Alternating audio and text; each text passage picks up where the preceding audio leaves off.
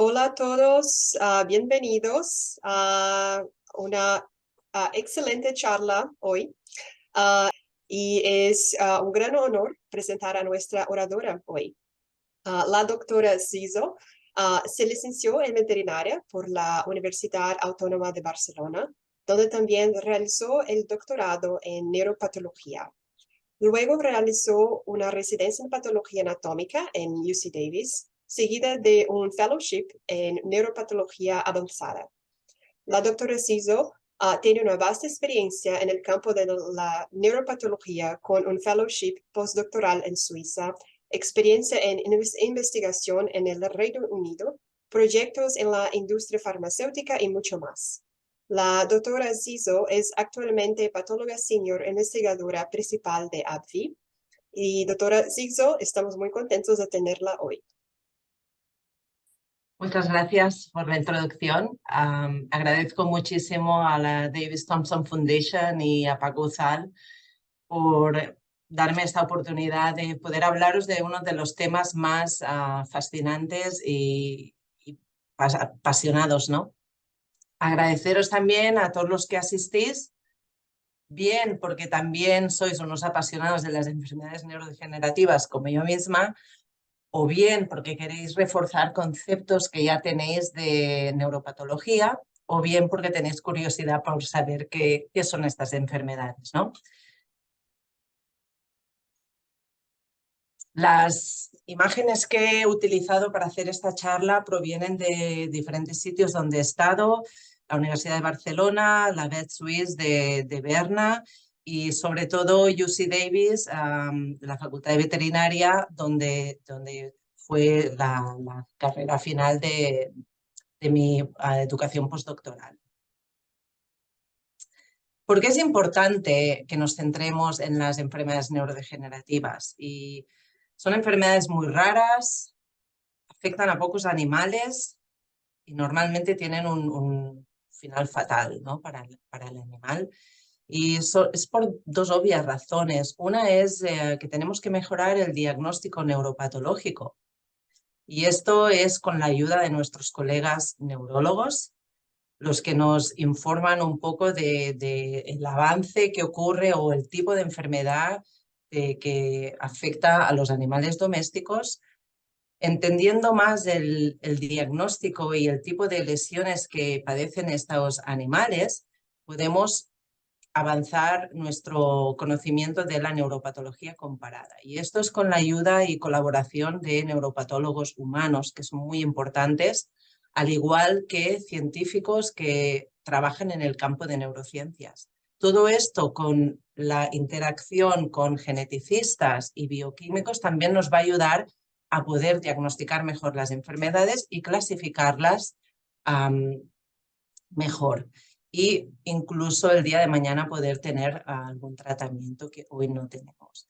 Y en el campo de la investigación, una de las cosas más claras es que entender la neuropatología degenerativa nos va a ayudar a entender más las bases, los mecanismos patológicos que cursan en estas enfermedades.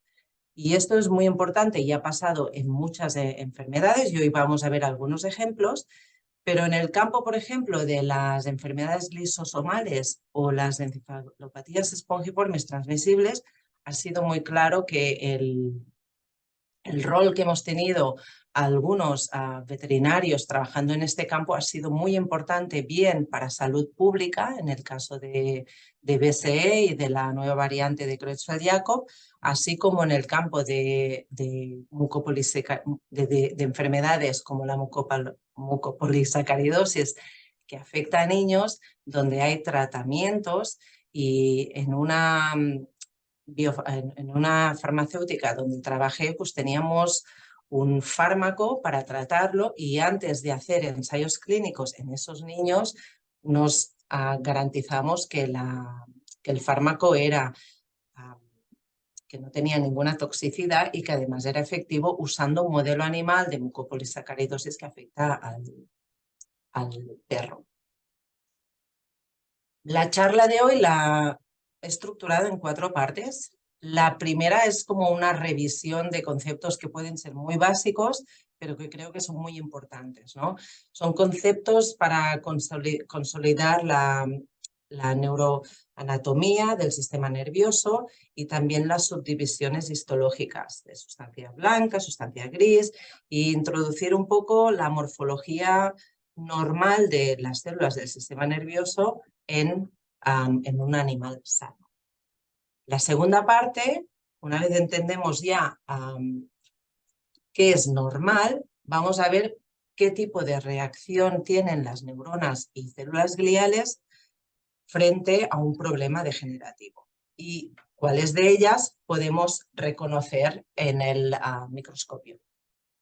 Y vamos a hacer referencia, solo un poco de referencia a las células gliales. Y la tercera parte nos centraremos en la clasificación con la ayuda de la neuroanatomía que tenemos, más el tipo de cambio degenerativo que vemos morfológicamente, cómo vamos a usarlo para clasificar las enfermedades. Y finalmente, una mención de las herramientas que tenemos hoy en día que nos pueden ayudar a entender los mecanismos que están básicamente desarrollándose en estas enfermedades. Y más o menos lo que he hecho es, después de cada parte, voy a hacer una pausa y vamos a ver si hay alguna pregunta, porque no quiero perderos en el camino. Empezamos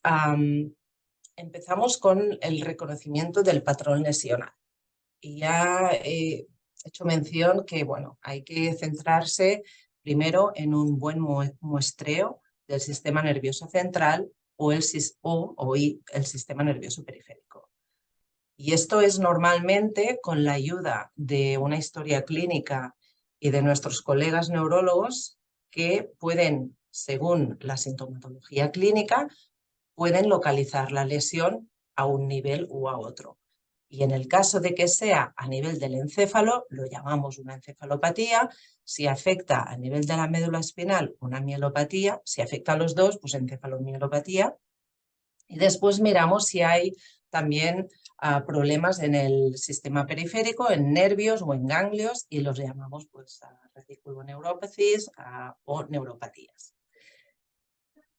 Una vez tenemos ya localizado qué parte del sistema nervioso está afectada, lo que tenemos que hacer entonces es asegurarnos de que está bien representada en nuestra evaluación.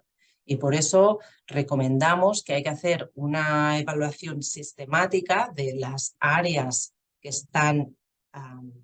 son fundamentales y tienen que estar representadas en esta evaluación. Y aquí tenemos un ejemplo, es de áreas, secciones hechas en un cerebro, en un encéfalo humano, pero básicamente en estas secciones lo que podemos ver es ya una diferencia de sustancia blanca interior con sustancia gris exterior y diferentes partes, áreas fundamentales que nos ayudarán a diagnosticar la enfermedad. Y finalmente procesamos estos tejidos macroscópicos, los procesamos y hacemos algunas tinciones rutinarias. Aquí estamos viendo hematoxilina eosina y observamos si estas células tienen una apariencia normal o si hay algún tipo de cambio morfológico que sospechamos que no sea normal. Y a partir de ahí, pues entonces podemos pedir al laboratorio alguna u otra técnica de ayuda, que puede ser una tinción especial o puede ser inmunohistoquímica u otras cosas. Y básicamente lo que quería enseñar era el protocolo que teníamos en UC Davis, perfeccionado por Robert Higgins, y aquí lo que vemos es, pues bueno, hay 6 áreas o secciones fundamentales que hay que cortar cada vez que recibes un encéfalo. Y la tinción aquí, lo que podéis observar no es una hematoxilina eosina, es una hematoxilina eosina, que vemos toda esta coloración rosa, pero podemos ver que la sustancia blanca es azul. Entonces es una combinación del Loxolfas Blue, esta tinción paramielina, más la hematoxilina eosina. Y así ya podemos ver a un nivel de no macroscópico, pero subgros, podemos ver si hay alguna lesión. Después iríamos al microscopio y tenemos pues, bueno, estos esquemas donde podemos anotar la diferente localización de las lesiones y el tipo de las lesiones. Y estos esquemas son muy importantes a la hora de evaluar un animal o varios animales afectados con mismas enfermedades para valorar dónde es la severidad, dónde ocurre, dónde es peor y la variabilidad entre animales, por ejemplo. ¿Y qué son entonces las enfermedades neurodegenerativas? Pues la mayoría tienen un componente claro familiar, hereditario y ocurren en animales jóvenes.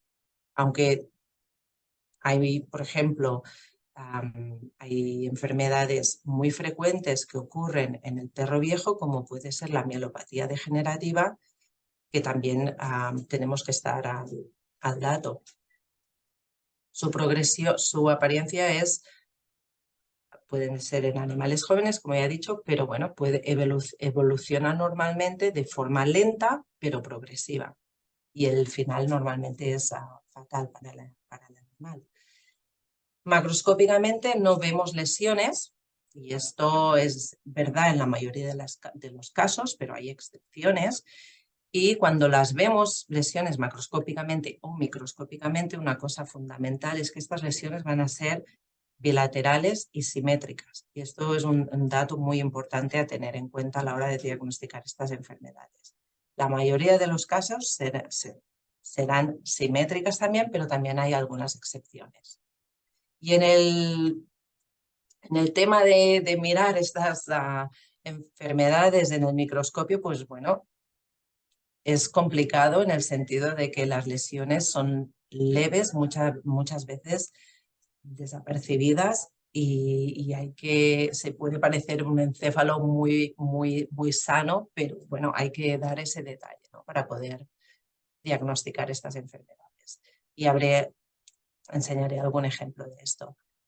La degeneración ocurre en áreas selectivas y aquí, por ejemplo, yo me he tomado la libertad de compararlo con este mapa que tenemos aquí del metro de Londres, ¿no? Y digo, si tenemos un problema en Piccadilly Circus, por ejemplo, entonces lo que veremos es que hay otras estaciones de metro que van a sufrir las consecuencias de esto, ¿no?, dependiendo de la línea que pase por Piccadilly Circus. Entonces, en el sistema nervioso central es la misma idea. Aquí, por ejemplo, en esta letra B, pues bueno, hay un dibujo aquí de una neurona donde vemos el cuerpo neuronal con diferentes dendritas y un axón. Entonces nos imaginamos que si hay una lesión en esta neurona, vamos a tener una degeneración anterógrada resultante que nos va a dar un cambio morfológico de cromatólisis, como es esta neurona aquí, en la zona C. Y también habrá unos cambios axonales, donde podemos ver pues, que hay interrupción de axones, dilataciones o esferoides. Aquí los podemos ver en una técnica especial, una impregnación de Bielszowski, y aquí lo que podemos ver es pues, estas dilataciones de aquí, de este axón, ¿no?, o de este otro aquí, en casos de degeneración transináptica anterógrada. ¿Y qué pasaría en otras zonas donde ahora tenemos cambios que se derivan de neuronas que conectaban con esta, ¿no?, y nos afectan a las dendritas y al soma? Pues bueno, en este caso lo que tendremos aquí es un cambio neuronal, donde aquí tenemos una neurona sana, vemos unos gránulos citoplasmáticos, la sustancia de Nissl o los gránulos de Nissl, tenemos un núcleo central con el nucleolo y vemos estas dos otras neuronas que lo que está pasando básicamente es que estos gránulos están desapareciendo. Y aparte esta neurona de algún modo también se ha dilatado, es más grande de lo normal. Entonces esto es es para introducir el concepto de lo que llamamos las degeneraciones de tractos largos, long tract degenerations, donde tenemos que tener en cuenta que las neuronas, para estar bien y funcionar bien, tienen que estar conectadas. Y si tienes un daño en una zona en concreto, tienes que saber la neuroanatomía funcional y cómo esta zona conecta con el resto, y entonces, teniendo tus diferentes secciones del encéfalo, puedes identificar las diferentes áreas neuroanatómicas que pueden estar afectadas. Entonces ya he introducido el concepto de la importancia de la localización neuroanatómica, y es una cosa que utilizamos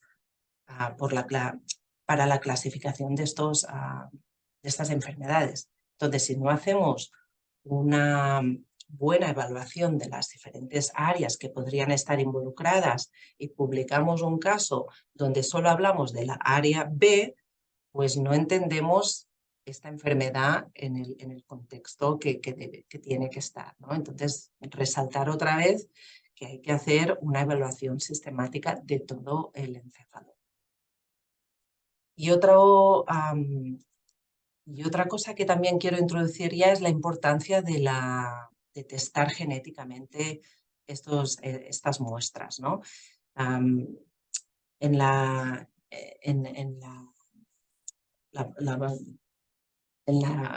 sala de necropsias, en la sala de necropsias muchas veces lo que hacemos es centrarnos en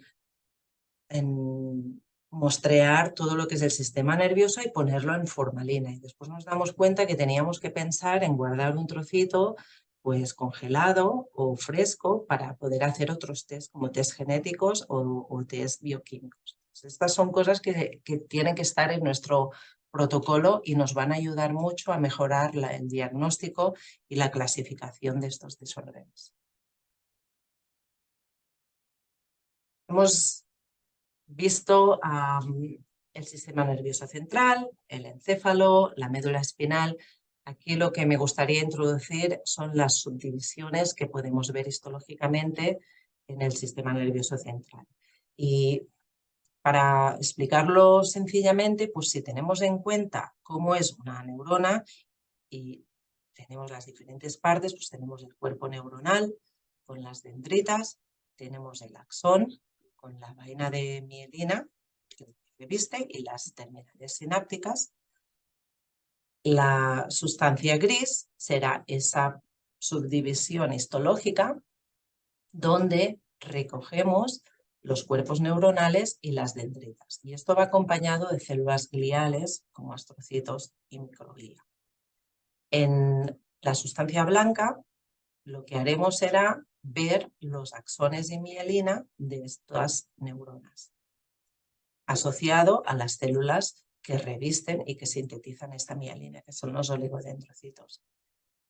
Y cuando este axón, si sale del sistema nervioso central y va a algún músculo, entonces veremos el nervio, y el nervio en sí, pues bueno, la célula ya no es el oligodendrocito, es la célula de Schwann que hace la mielina y el axón.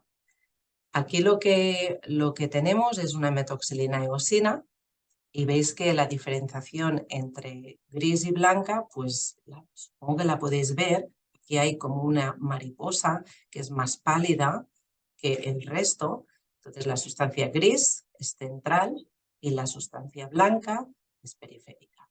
Pero podemos utilizar técnicas que nos tiñen la mielina, por ejemplo, que está asociada a los axones de la sustancia blanca, y ahora sí que tenemos una mayor o mejor representación de esta sustancia gris. Y microscópicamente lo que vamos a ver es esta parte de aquí. Lo que vemos son un par de neuronas, y aquí lo que vemos es varios axones y mielina, y todas estas células que veis aquí, la mayoría de ellas son oligodendrocitos. Entonces, esto es sustancia gris, la sustancia blanca, y esto de aquí es sustancia gris. En el sistema nervioso periférico, la morfología es muy diferente, la arquitectura es muy diferente, las células se llaman también de otro nombre, y básicamente lo que podemos ver aquí pues son todas estas estructuras, son axones revestidos por mielina, que aquí cuesta de ver, pero es esta estructura más fucsia que vemos. Y después estas células que hay aquí o bien son células de Schwann o bien son fibroblastos que forman parte del nervio también. Y en el tema de usar tinciones especiales para poder diagnosticar pues, enfermedades que puedan afectar a la mielina o mirar la morfología de un nervio, en el caso de sustancia blanca, yo recomiendo el Luxol Fast Blue con la hematoxilina eosina, y aquí, por ejemplo, lo que podéis ver es pues, una vaina de mielina azul y el axón dentro. Es muy fácil distinguirlo, mientras que aquí es imposible distinguir la mielina del axón. Y en el caso de nervio, donde también el Luxol Fast Blue también se puede usar, pero lo que a mí me ayuda mucho es utilizar una técnica, una tinción para teñir el colágeno. Aquí en este caso es un nervio sano, veremos el porqué del colágeno en un nervio afectado, pero básicamente si tuviéramos un problema que afecta a este nervio, estas fibras nerviosas que veis aquí desaparecerían y serían sustituidas por colágeno, y el colágeno se ve en azul. Entonces, ver aquí las capas de axón, mielina, muy sistemático. En caso de lesión, se ve muy claro si hay problemas con la presencia de colágeno que interrumpe esta capa uniforme. Y ya si después de las partes de subdivisiones que hemos visto, sustancia gris, sustancia blanca, nos centramos ya microscópicamente, lo que podemos observar en la sustancia gris es la presencia de neuronas, estas células grandes aquí, que he nombrado con los gránulos de Nissl, el núcleo, el nucleolo. También vemos astrocitos, que son estas células de una forma redonda, mucho más pequeñas, y las células microgliales, que son estas que tienen una forma más alargada y tienen la cromatina más pigmentada. El neuropilo es básicamente toda esta zona acelular que existe entre las diferentes células. Y aquí también podéis ver que hay algunas zonas de sustancia blanca, ¿de acuerdo? Pero si esto lo comparamos con la sustancia blanca en sí, lo que vemos es que la organización aquí es muy clara. Tenemos los fascículos de las fibras nerviosas y vemos aquí que también siguen en paralelo los oligodendrocitos en serie, ¿verdad? Y simplemente recalcar que la distribución de la sustancia blanca y la sustancia gris cambia del encéfalo a la médula espinal. Si habíamos dicho que en la médula espinal la sustancia blanca con los axones estaba en la periferia, en el encéfalo es al revés. Y aquí vemos pues, que la parte azul de mielina es la parte interna y la parte de sustancia gris con los cuerpos neuronales la parte externa. Y ya centrándonos, empezamos con los cambios de las neuronas. Aquí lo que podemos ver es un listado de diferentes cosas que pueden pasar. Aquí vemos, por ejemplo, neuronas sanas, y lo que vemos es que cuando hay un daño, como puede ser un daño agudo, que puede ser reversible, estas neuronas adoptan esta morfología cromatolítica que habíamos hablado ya, ¿de acuerdo? Si esto no se resuelve, puede acabar con la muerte celular de estas células.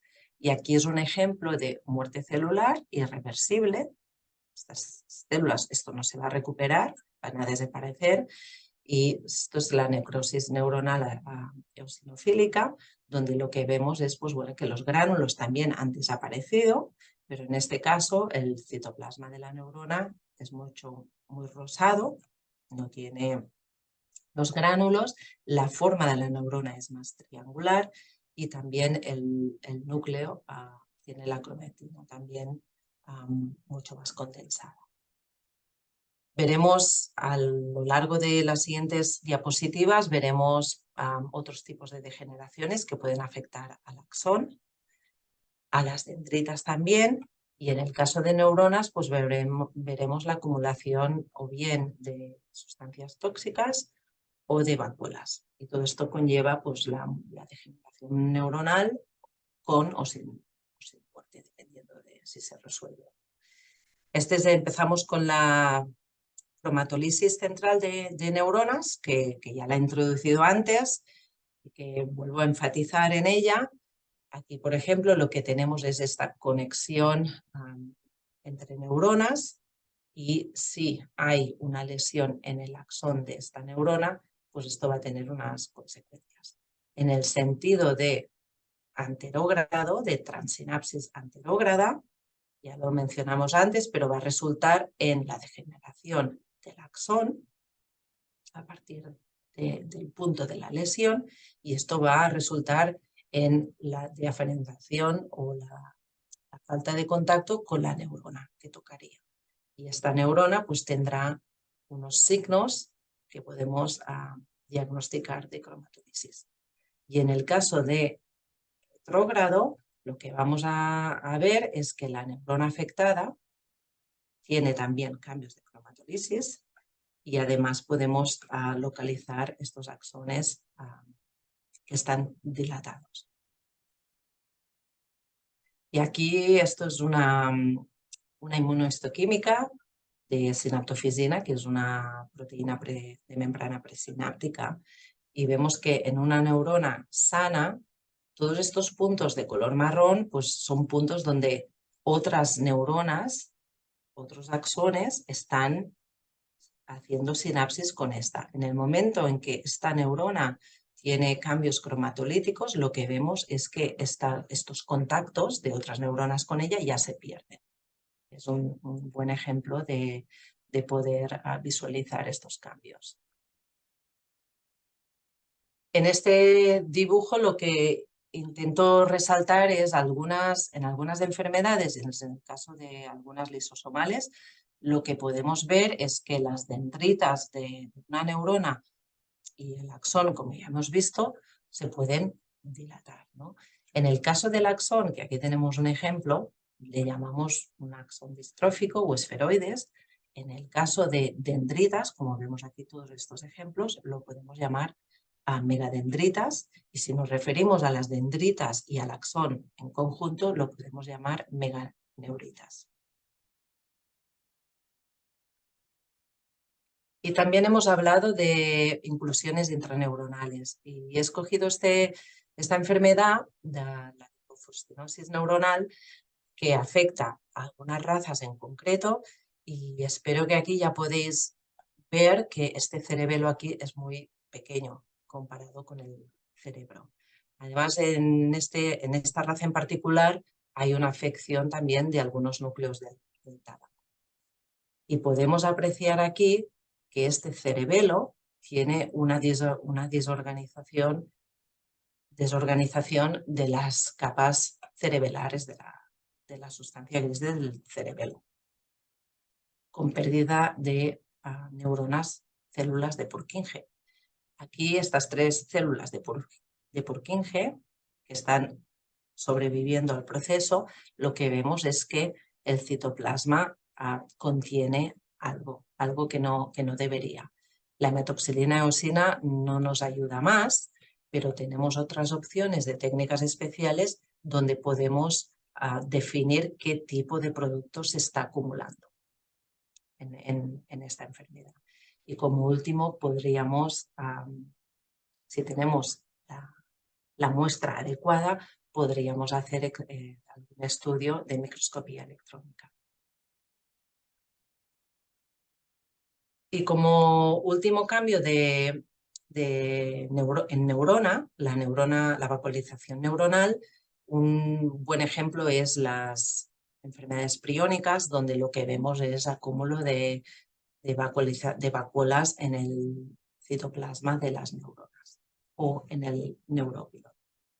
Y aquí una técnica que es necesaria para la confirmación de la sospecha de esta enfermedad es una inmunohistoquímica por la proteína prion que es anormal y que se acumula en esta enfermedad. Entonces aquí lo que vemos es proteína prion anormal o resistente que se está acumulando en las neuritas o dendritas de esta neurona que tiene vacuolización, y además aquí en otra zona lo que vemos es que los astrocitos también acumulan, están también un poco hipertróficos, pero acumulan también proteína prion y el espacio extracelular o el neuropilo también.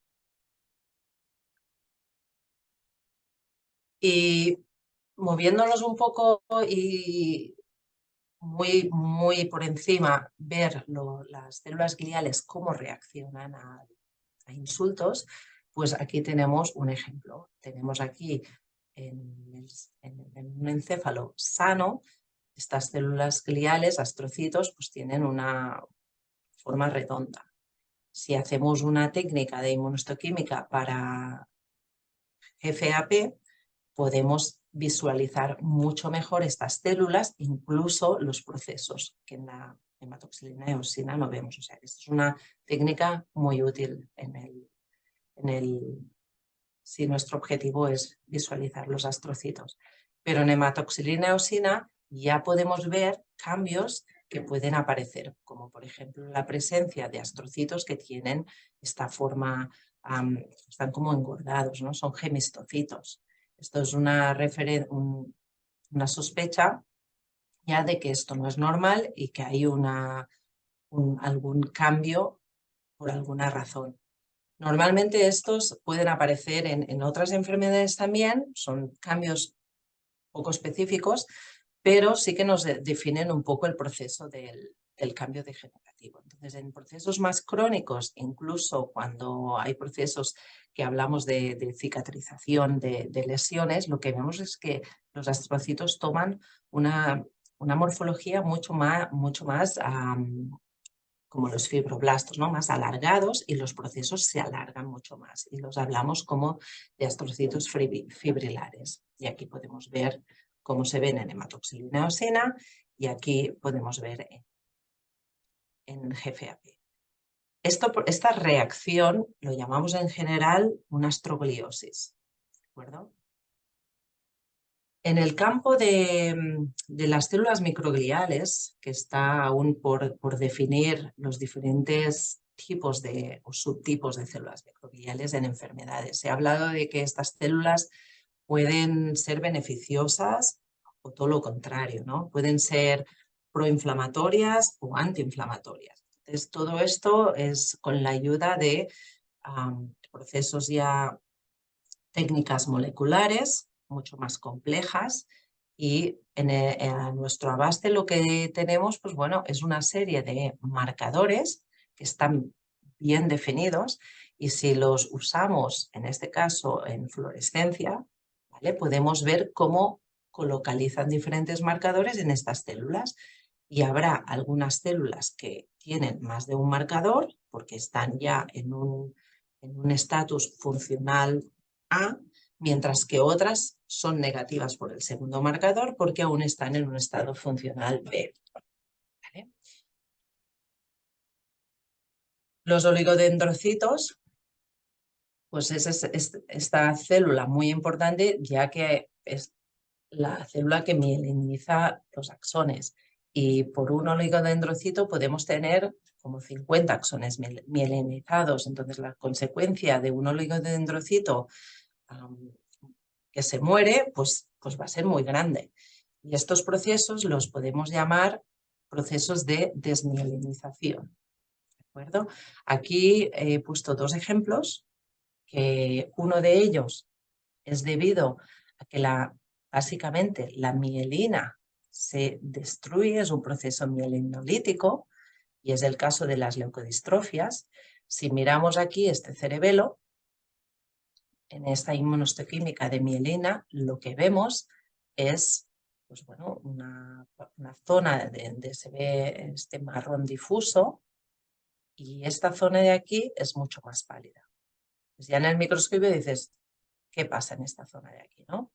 Y cuando ya has visto la hematoxilina eosina te das cuenta que en esta zona de sustancia blanca lo que tienes es la presencia de todas estas células que tienen un citoplasma muy grande que están fagocitando restos celulares y de las fibras nerviosas de esta zona. Y aquí no sé si también podéis ver estas células de aquí. Estos son astrocitos reactivos. O sea, también hay astroglíos. El astrocito normal casi no tiene citoplasma, pero recordar que en el momento en que hay un daño, el citoplasma aparece muy obvio y es por el incremento también de filamentos intermediarios como la GFAP. Por eso es tan útil.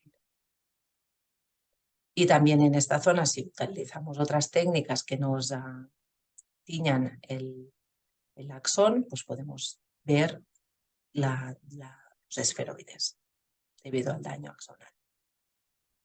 Esta otra enfermedad, la displasia oligodendroglial, que se ha diagnosticado en terneros y también en el boxer, lo que vemos es que en vez de ser una desmielinización continua de la sustancia blanca, es multifocal.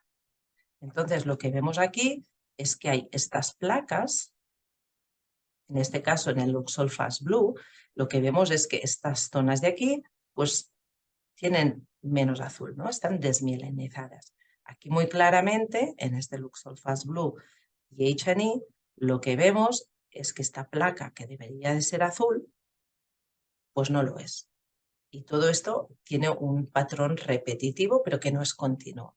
Y en esta enfermedad, pues esta discontinuidad básicamente que se puede apreciar también en microscopía electrónica es debido a que los oligodendrocitos, por la razón que sea, no hacen una mielina compacta a lo largo del axón. Entonces hay partes discontinuadas del axón donde hay una falta de mielinización.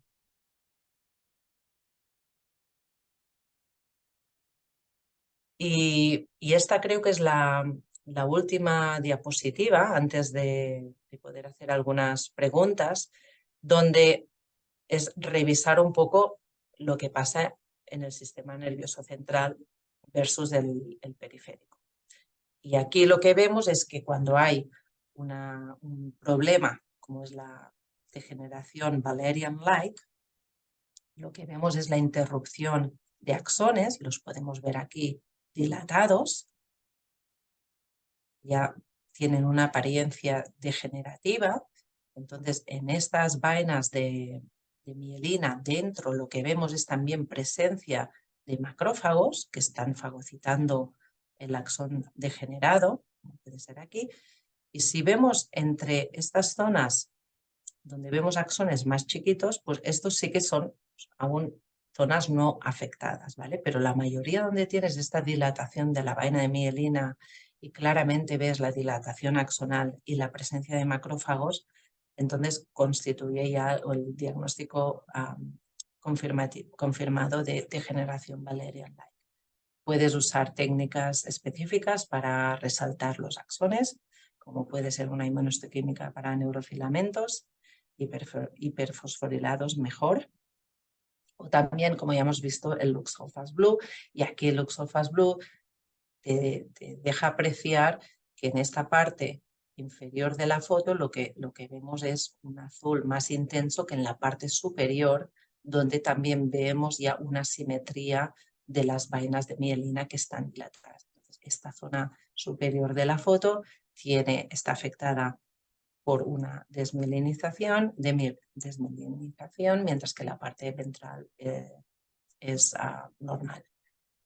Y aquí es lo que os hablaba antes del sistema nervioso periférico, el nervio, ¿no? Donde este es el aspecto normal en una tinción tricrómica.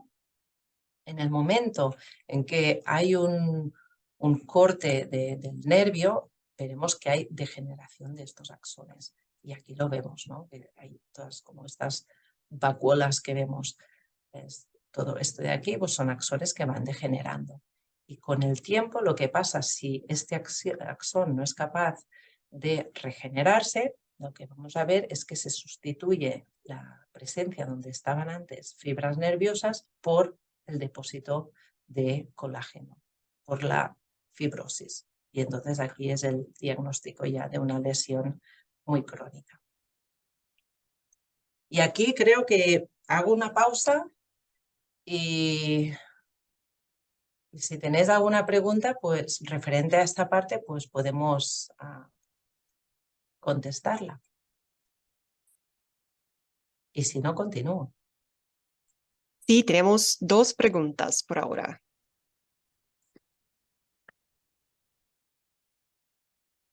A ver. No las puedo ver. Está en el Q&A. Q&A.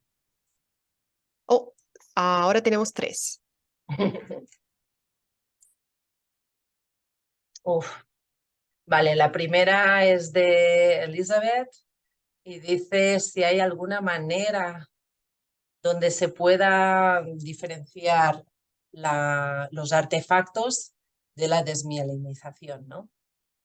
Entonces, también se observan vacuolas, aspecto de esponjiosis. Sí, Elizabeth, yo te diría que es verdad que una de las cosas que tienes que aprender si te gusta la neuropatología es ver artefactos porque es lo primero que ves, ¿no? En tu carrera. Y cuando se trata de agujeros es lo más difícil. Yo creo que tienes que tener lesiones donde veas vacuolización. Si realmente tienes vacuolización y además puedes observar, como hemos visto, daño axonal. Vas a tener otros procesos biológicos que en un caso de artefacto no tendrías, ¿no? Entonces yo te diría, busca siempre esos otros cambios morfológicos en la zona donde ves vacuolas y si realmente esas vacuolas están asociadas a esos cambios, recuerda que tienen que ser cambios pues, más bilaterales, simétricos, habrá otras cosas que te puedan ayudar. Sería algo muy raro, ¿no? Que tuvieras artefactos bilateralmente y simétricos. Espero que te haya ayudado y si no puedes hacer técnicas de tinción también. Otra pregunta de Rubén. ¿Cuáles serían los principales cambios post-mortem o artefactos que pudieran confundirnos con verdaderas lesiones? Y esto, bueno, es lo que Elizabeth preguntaba y es en el caso, por ejemplo, hemos visto las encefalopatías espongiformes donde hay la presencia de vacuolas, ¿no? en el neuropilo. Entonces, eso lo llamamos esfongiosis en general. El término, voy a aprovechar, el término espongiforme es una cosa que tenemos acordada que es específico para las enfermedades priónicas. Muchas veces utilizamos espongiforme cuando queremos decir cambio espongiótico o esfongiosis. ¿Vale? Creo, Rubén, que espero haberte contestado con esto y con mi respuesta, Elizabeth. Fabiola, ¿cómo saber que se debe a cambios proceso? Vale. O sea, veo que estáis todos un poco frustrados con el tema de la autólisis y bueno, lo único que puedo decir es que experiencia en mirar encéfalos sanos y simplemente, pues eso, compararlo con degeneración y si aún así no puedes, pues buscar a alguien que tenga más training. ¿Siempre utilizas el tricrómico de Mason para periférico? Nosotros sí. En UC Davis, por ejemplo, el profesor Higgins siempre usaba el de Mason. No tengo experiencia con otros triclómicos.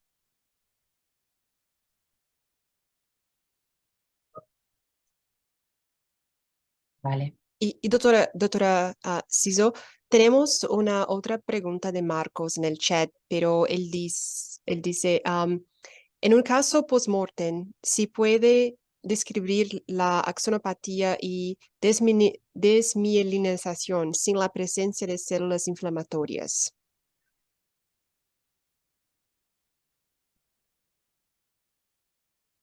Vale. A ver, espero entender la pregunta. Voy un momento para atrás. Si te fijas aquí, por ejemplo, no sé si entiendo bien la pregunta, pero si te fijas aquí, estas dos enfermedades, las dos afectan a la mielina. En esta de aquí, la mielina se forma y después se destruye, con lo cual tienes productos que son el resultado de esa destrucción. Y eso es lo que de alguna manera hace que el tejido y los macrófagos reaccionen. ¿Vale? En este caso de aquí, por ejemplo, no hay macrófagos.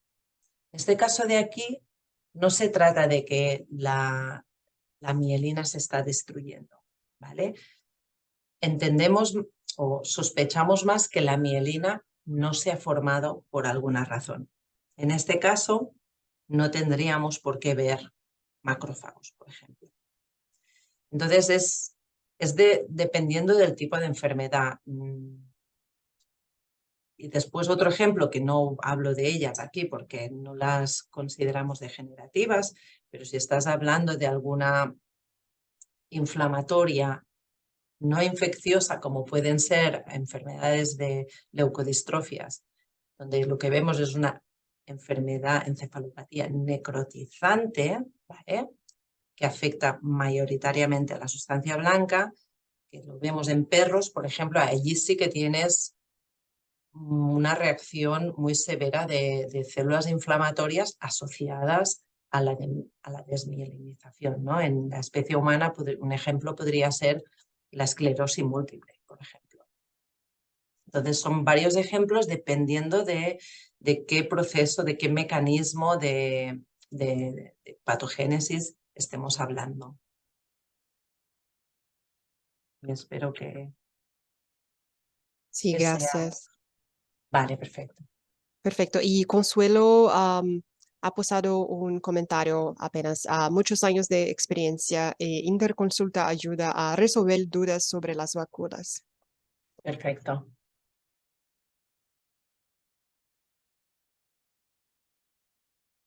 Vale. Pues hemos introducido algunas de las lesiones y estos patrones lesionales que nos ayudan a diagnosticar estas enfermedades. Y de hecho, esto es la base de la neuropatología veterinaria, ¿no?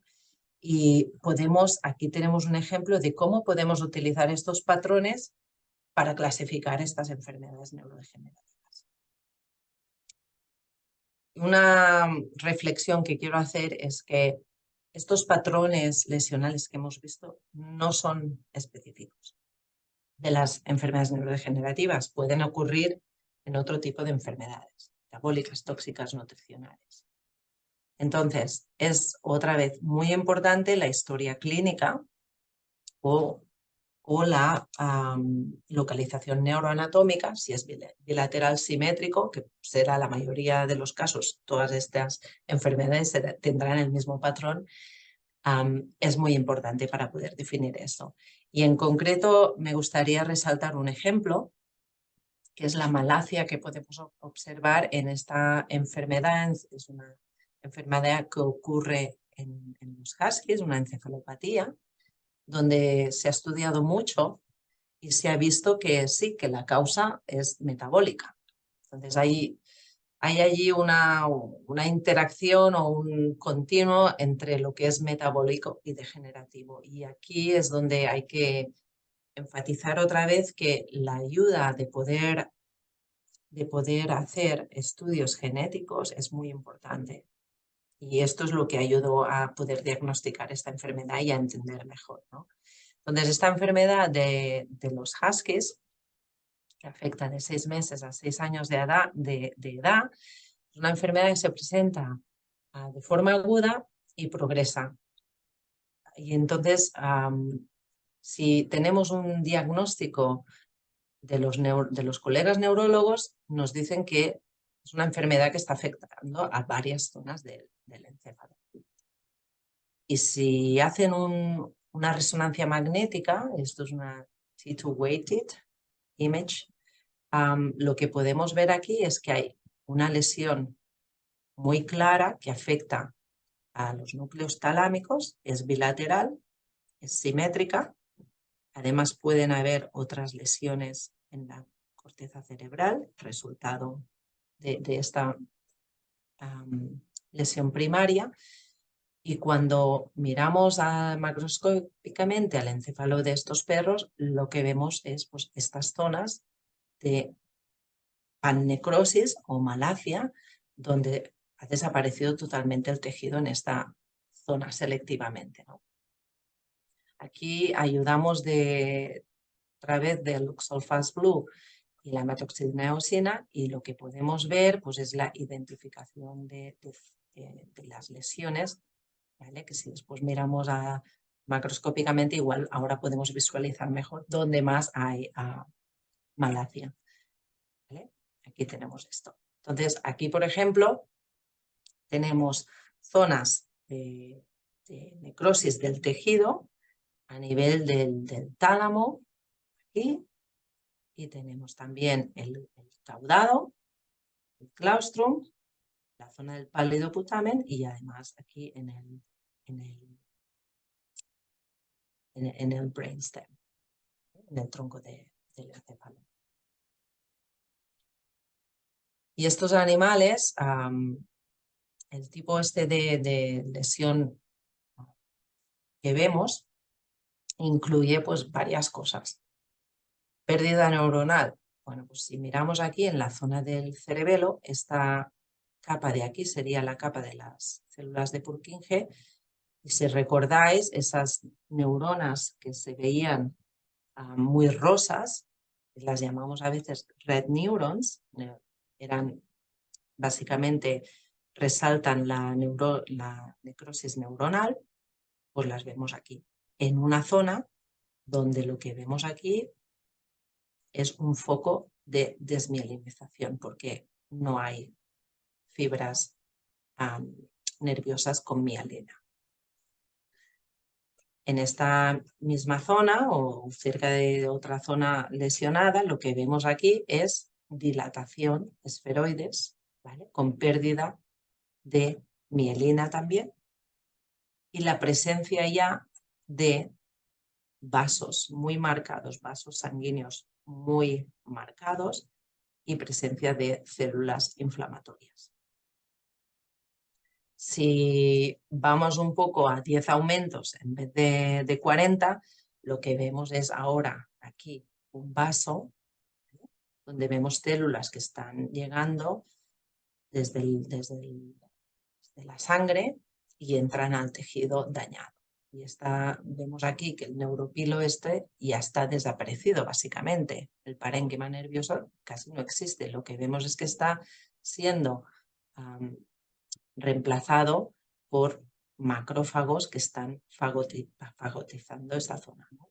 Que llamamos las células ITER.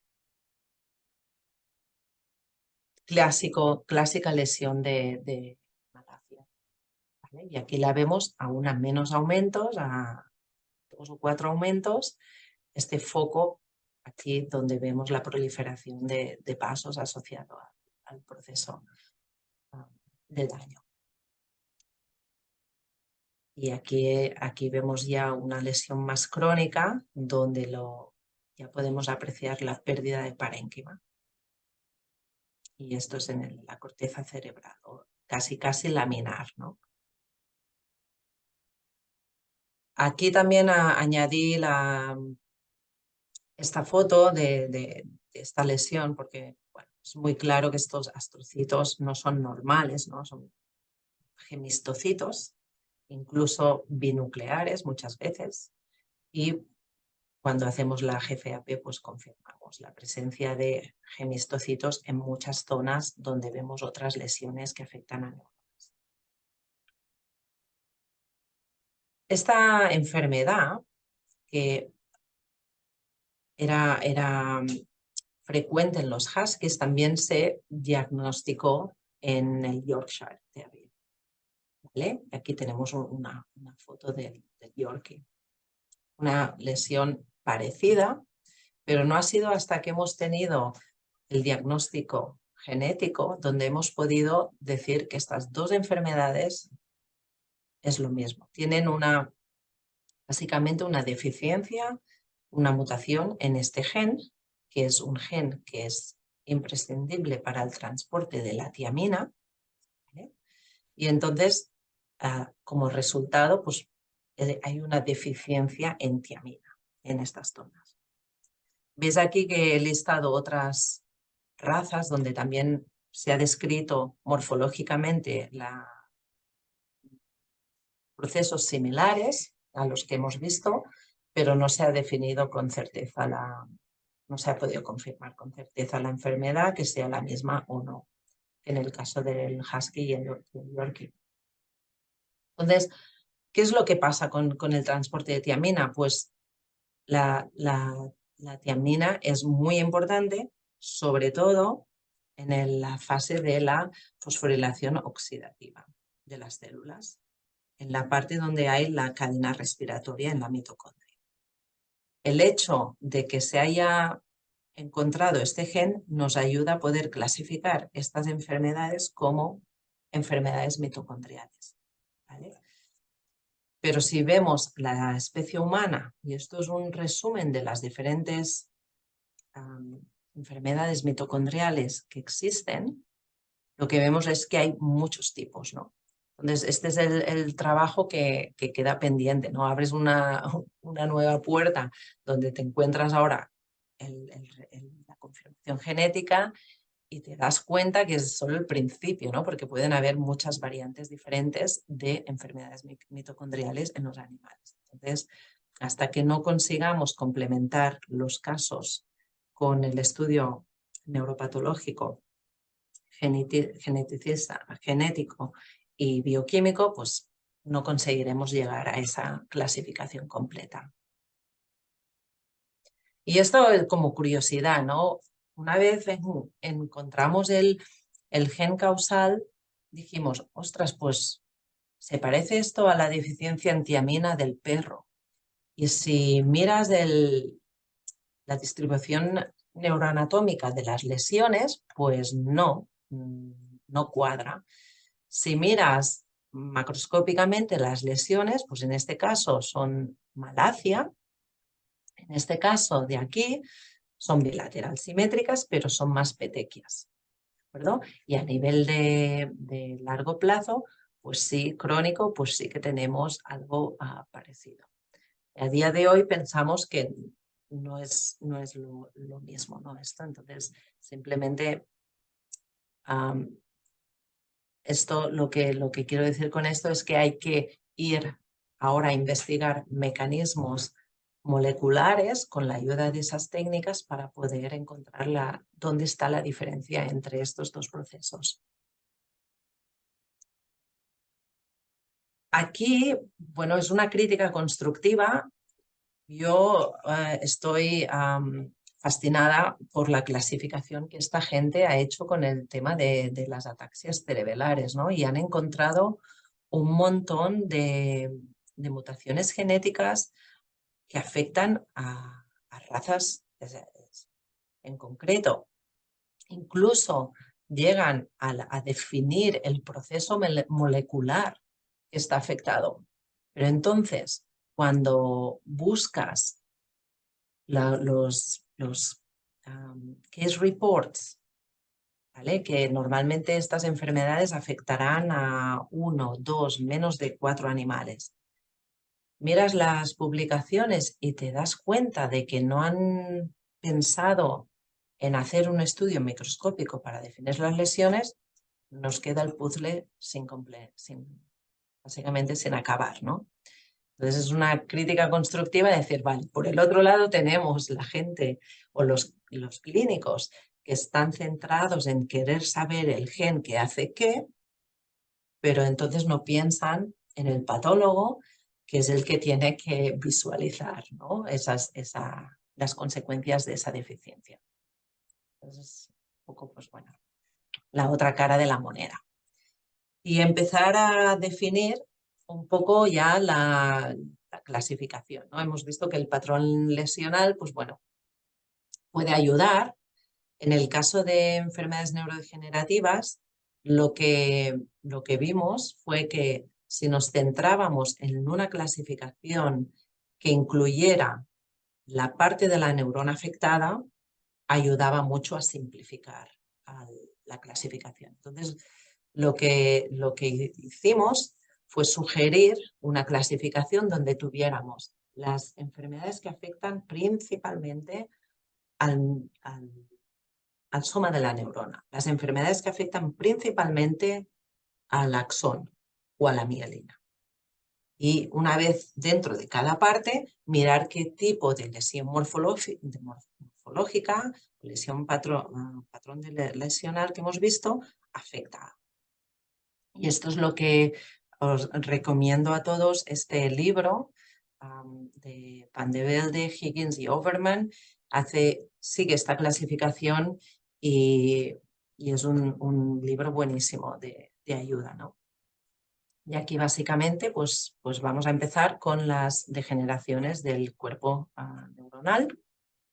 Aquí tenemos una de estas listas, ¿vale?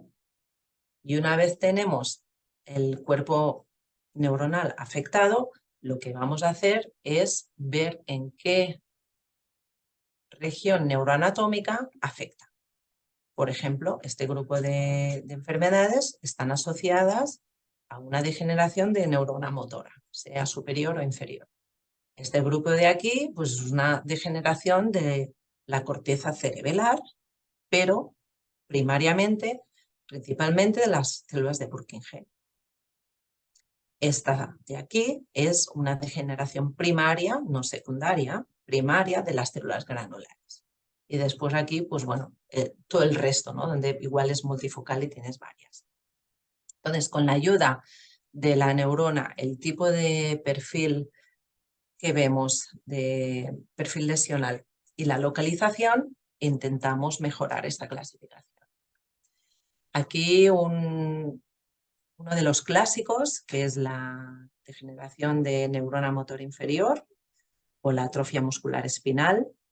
El clásico es un artículo de Martí Pumarola que afecta a terneros. Lo que vemos básicamente es una atrofia muscular en estos animales y tiene una progresión fatal.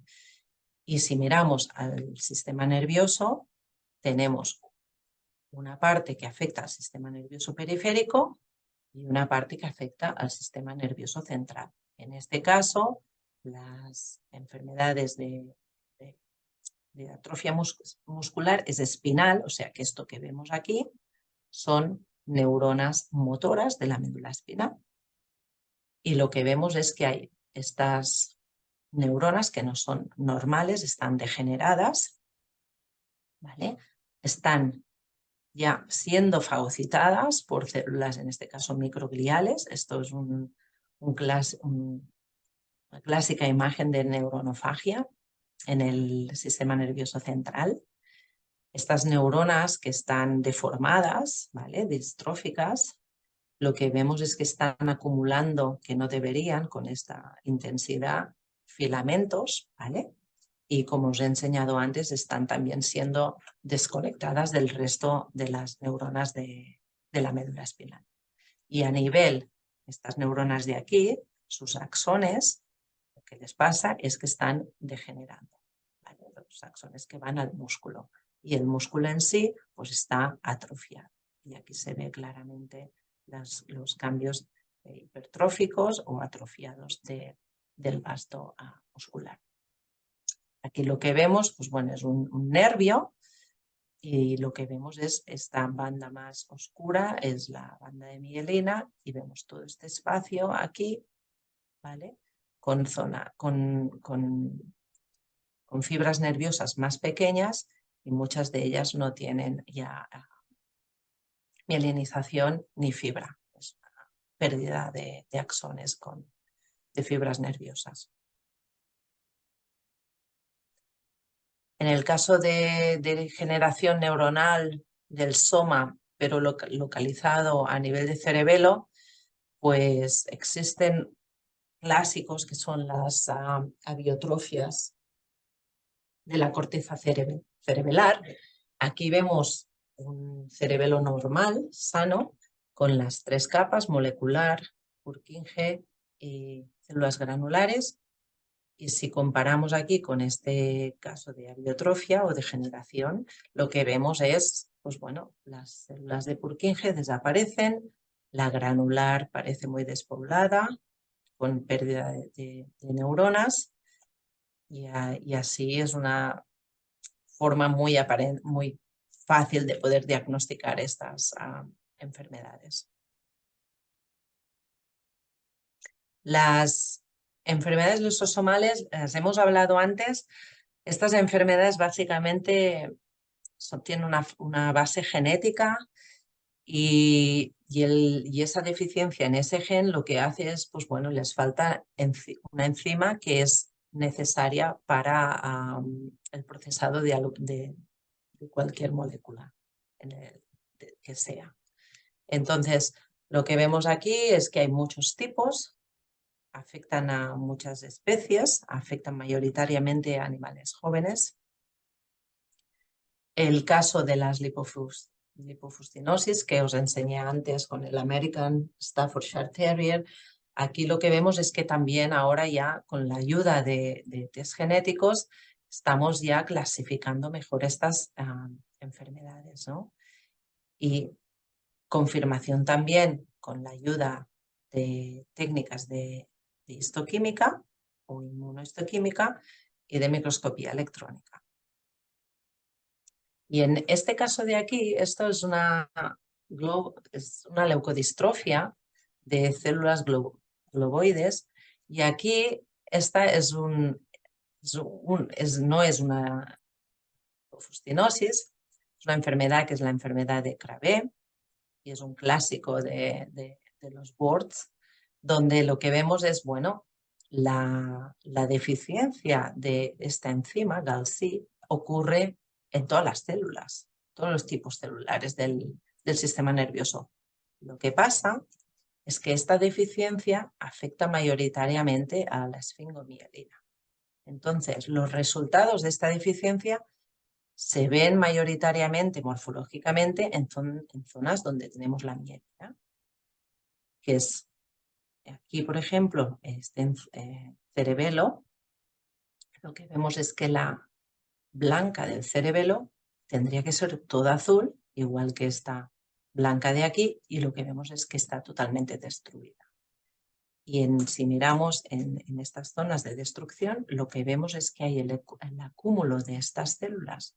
Esto es una tinción de Pass y son positivas. Estas células son macrófagos, unos macrófagos especializados que se les ha dado un nombre concreto, células globoides, y tienen esta distribución perivascular. ¿Vale? Y entonces es una leucodistrofia, es una demielinización con mielinolisis, ya que el procesado de la esfingomielina no tiene una enzima necesaria y lo que pasa es que se acumula un tóxico que es el que destruye a la sustancia blanca.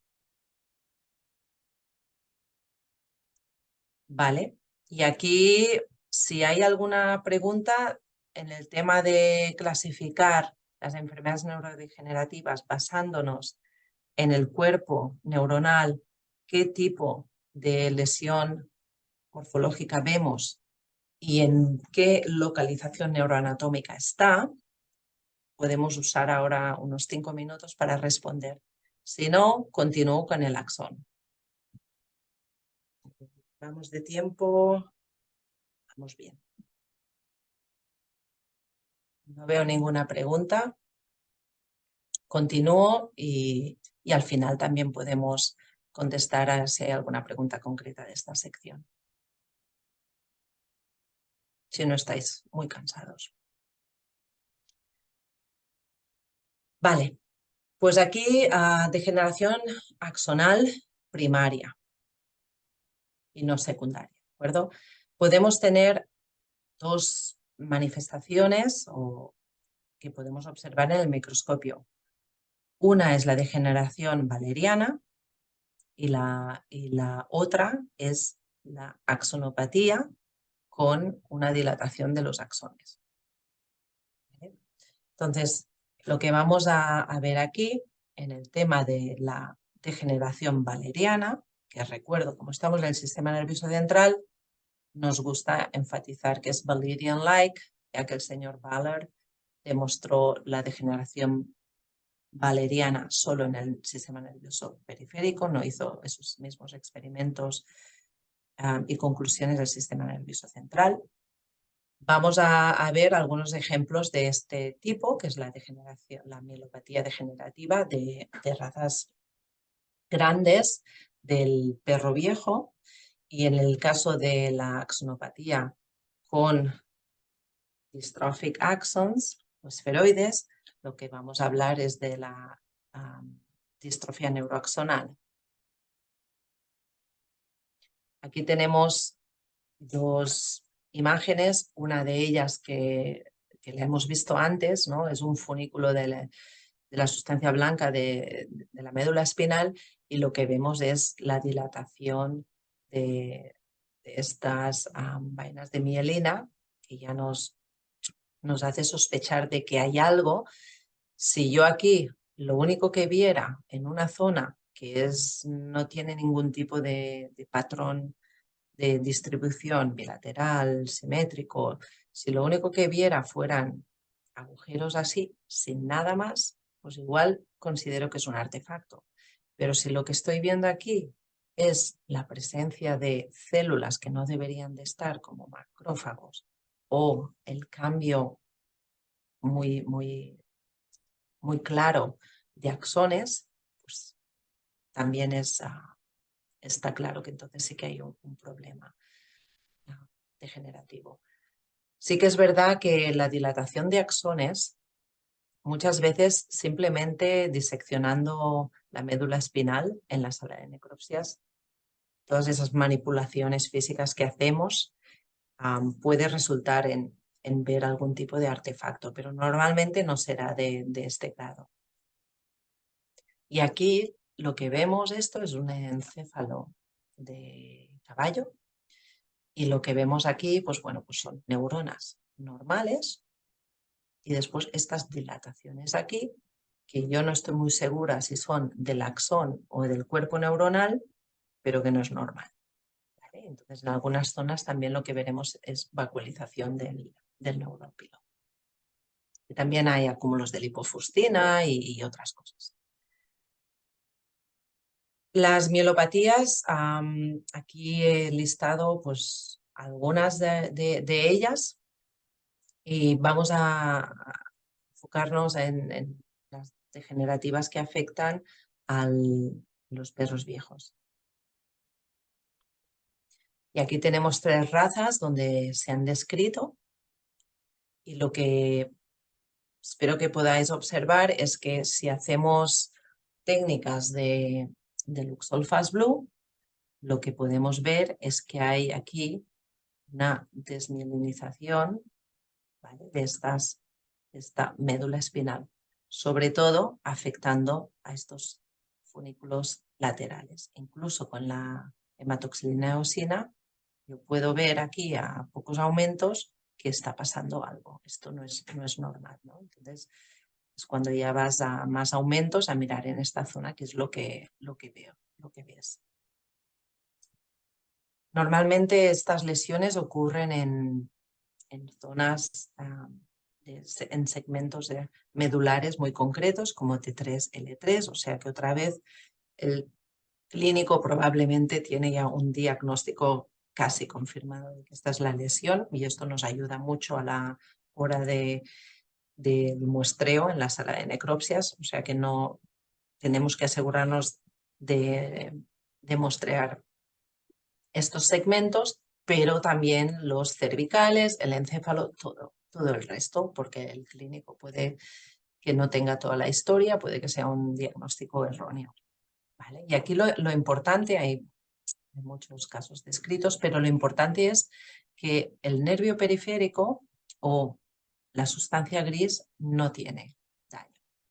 Y esto es diferente de lo que pasa en otras situaciones, por ejemplo, esta enfermedad que se ha descrito en varias especies, pero aquí uso el boxer, que afecta a animales jóvenes y donde tenemos ya afectación de nervios periféricos. Una de las clásicas presentaciones es la parálisis laringea, ¿vale? Y además, en este caso, lo que tenemos es una encefalopatía que nos aparece con neuronas con vacuolización neuronal. Clínicamente, esto es muy parecido a la mielopatía degenerativa que vimos del perro viejo, pero microscópicamente podemos definir esas otras lesiones que igual no tienen no tienen una repercusión clínica tan significativa. Y aquí introduciendo el clásico también de los axones distróficos, la distrofia neuroaxonal, lo que vemos es que distrofia neuroaxonal ocurre muchas veces incluso con el envejecimiento en humanos o en animales, afecta a la mayoría de especies, pero en este caso, si lo ves en perros, es un clásico que ves es que afecta a perros jóvenes también, ¿no? Entonces sabes que no es normal. Y normalmente lo vemos, si es envejecimiento, lo veremos asociado a núcleos concretos del tronco encefálico, pero si es una enfermedad que afecta, en este caso, al Rottweiler, pues lo veremos en otras localizaciones como cerebelo u otras localizaciones. Y también la diagnosticamos en caballos. Y esto es un trabajo donde la Universidad de California, Davis, ha pasado muchos años estudiándola. Ya tienen muchas zonas en California donde los caballos están afectados por esta enfermedad, que se sabe poco. Pero básicamente lo que han hecho ha sido poder clasificar esta enfermedad en función de la localización de las lesiones y del tipo de lesión. Es decir, hay dos tipos de presentación. Hay una que llamamos distrofia neuroaxonal equina y hay otra que llamamos la mieloencefalopatía degenerativa equina. Lo que se cree es que es la misma enfermedad, pero esto es una presentación más severa de la misma enfermedad. Entonces aquí he añadido este diagrama donde lo que podemos ver es que las lesiones que ocurren en la distrofia neuroaxonal del caballo son muy parecidas a la localización, si quieres, del envejecimiento, que es básicamente esto, pero además tienes el núcleo de Clark en determinadas secciones de la médula espinal. Y en el caso de caballos donde se les diagnostica ya una mieloencefalopatía, lo que vemos es que también hay una degeneración, una desmielinización de los fascículos dorsolaterales y ventromediales. Y aquí un par de enfermedades hemos hablado de enfermedades que afectan a la mielina, hemos hablado de leucodistrofia, hemos visto la lisosomal, que en el caso de la enfermedad de Krabbe es básicamente una enfermedad leucodistrófica y no neuronal como tal. Entonces aquí otro par de ejemplos donde lo que vemos es una enfermedad tipo malacia, necrotizante, que afecta a diferentes segmentos de la médula espinal en esta raza de perros. Y aquí otra donde quiero enfatizar que el diagnóstico de imagen que se puede hacer en vivo puede ser muy útil a la hora de orientar el muestreo que necesitamos hacer en la sala de necropsia y así no perder esas muestras. Y aquí podemos ver básicamente estas dos zonas aquí, bilateral simétrico de desmielinización, se pueden observar macroscópicamente, también las podemos detectar con métodos de imagen.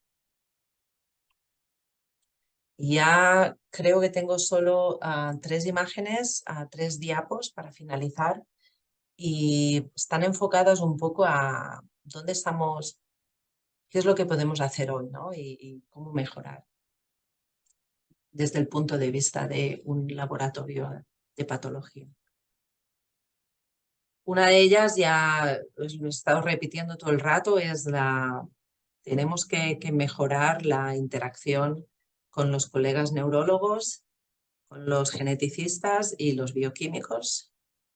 Tenemos que mejorar nuestro laboratorio a la hora de poder hacer tinciones rutinarias, especiales, al igual que la introducción de métodos de inmunohistoquímica para poder detectar proteínas. Proteínas que aquí he listado algunas, hay muchas más, que nos pueden ayudar a detectar mejor pues, cambios de las neuronas o de los axones, mielina, de las células gliales, porque como hemos visto, pues con la hematoxilina eosina muchas veces no es suficiente. No podemos ver la extensión. Igual detectamos los cambios más severos, ¿no? Pero necesitamos ir un poco más allá y entender en el contexto del sistema nervioso central como tal. Y he introducido esto es más enfocado a neurociencias y si muchos de vosotros en vez de estar enfocados al diagnóstico, al laboratorio de diagnóstico, pues hacéis investigación.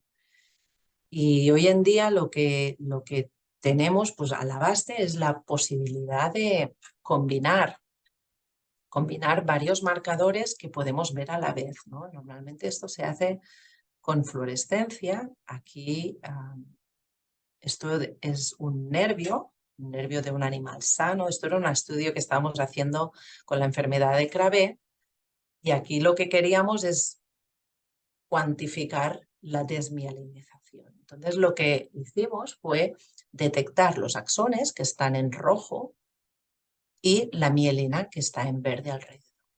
Y el espacio que quedaba entre sí, pues es el intersticio, pues lo hemos coloreado manualmente. Entonces lo que hacíamos era comparar la densidad de fibras entre animales sanos y animales afectados, esto era en ratones, a diferentes fases de la enfermedad. Y así podíamos ver cuándo aparecía la desmielinización, si ocurría con degeneración de axón o no. Entonces, estas son técnicas que ayudan mucho al conocimiento de la neuropatogénesis de las enfermedades. Y hoy en día están apareciendo estas técnicas donde a nivel celular, resolución celular, esto es una célula, puedes visualizar pues como 1000 genes, un montón de genes que muy probablemente no necesitas, pero por si los necesitas hemos llegado a este nivel, ¿no? Y esto, por ejemplo, en el tema de añadir a los geneticistas a nuestro estudio puede ser muy bueno en el aspecto de que podemos determinar y visualizar estos genes que faltan y entonces qué consecuencia tienen visualizando otros genes. Y además, si queremos, podemos añadir proteínas también. Entonces, esto es todo lo que es una tipo de subdisciplina, si quieres llamarlo así, es la Spatial Multiomics, donde puedes hacer, pues bueno, combinaciones de muchos genes con proteínas. Y esto claramente es el futuro de la investigación en neuropatología. Bueno, y en muchas otras patologías. Y finalmente, pues agradecer a toda la gente que ayuda, ¿no?, en el campo de la neuropatología, no solamente degenerativa, pero neuropatología. Veterinarios neuropatólogos, y yo tengo como referentes a 3, Martí Fumarola, Robert Higgins y Marc Van de Velde. Trabajé con ellos, aprendí mucho y gracias a ellos, pues bueno, disfruté todos estos años, ¿no? Y también a los neuropatólogos humanos, sobre todo Isidro Ferrer en Barcelona, pues ya en mi doctorado con Martí, ¿no? Martí tenía esta visión de hay que colaborar con los humanos, con los neuropatólogos humanos, porque ellos sí que hacen las cosas bien, ¿no? Y ayudó mucho al laboratorio y a poder descubrir cosas y formas de trabajar que no se trabajaban en ningún sitio, ¿no?, en el mundo. Entonces, Martí en este sentido ha sido un innovador, ¿no?, y un líder, igual que Robert Higgins en la Universidad de California y Marc Van de Velde en Suiza. Quiero agradecer a todos los residentes de anatomía patológica y neurólogos y a los faculty también, profesores, porque son ellos los que están cada día en la sala de necropsias o diagnosticando estas enfermedades y son los que tenemos que convencer, ¿no?, de trabajar bien y trabajar al máximo para poder mejorar el campo de la neuropatología, que es muy necesario. Y también agradecer a los científicos en neurociencias, porque es otro enfoque y son los que con su ayuda nos ayudan a poder confirmar y validar los animales, enfermedades de los animales domésticos como modelos para la enfermedad humana. Robert Higgins falleció hace un par de años y Martí y Marc Van de Velde y yo misma y también a Rick Lacuter le dedicamos un in memoriam que creo que es muy exacto a quién Robert Higgins era y os recomiendo leerlo si tenéis curiosidad. Y básicamente, bueno, Marc Van de Velde está jubilado, pero seguro que está activo de algún modo, pero Martí aún sigue aquí a tope como se define. No hay mejor manera de definir a Martí. Y creo que en las próximas semanas está dedicado a viajar por toda Latinoamérica y convencer a toda la gente de que se dediquen a ser neuropatólogos, ¿no? Es una persona muy pasional, es un excelente profesor, o sea que espero que pueda contaminar con su energía a muchos de vosotros si es que asistís a sus cursos. Y decir que con Martí vamos a intentar hacer una sección especial dedicada a enfermedades neurodegenerativas en animales en esta revista. Y nada, si os apuntáis a enviar algún manuscrito o lo que sea, pues lo estará bien recibido y lo revisaremos. Y también, bueno, Martí organiza un curso que si estáis interesados en aprender neuropatología, os lo recomiendo. Además se hace online y también se hace en Barcelona, o sea que es una oportunidad genial para visitar Barcelona. Y si hacéis esto, pues Martí os llevará a una excursión que siempre hace, donde os lleva a la casa donde Ramón y Cajal vivió en sus años que estuvo en Barcelona. Y aquí es una foto donde, bueno, Martí y Bob Higgins pues están allí disfrutando de este momento. Y con esto creo que paro.